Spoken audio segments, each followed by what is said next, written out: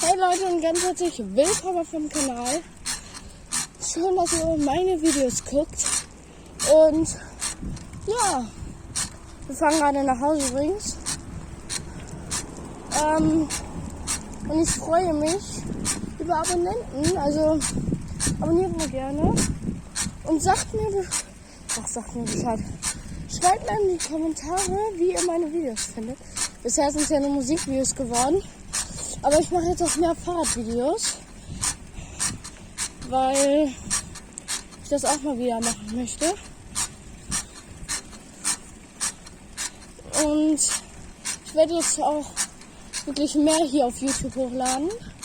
Aber ich bin schon zu Hause angekommen. Es war voll das kurze Video, aber egal.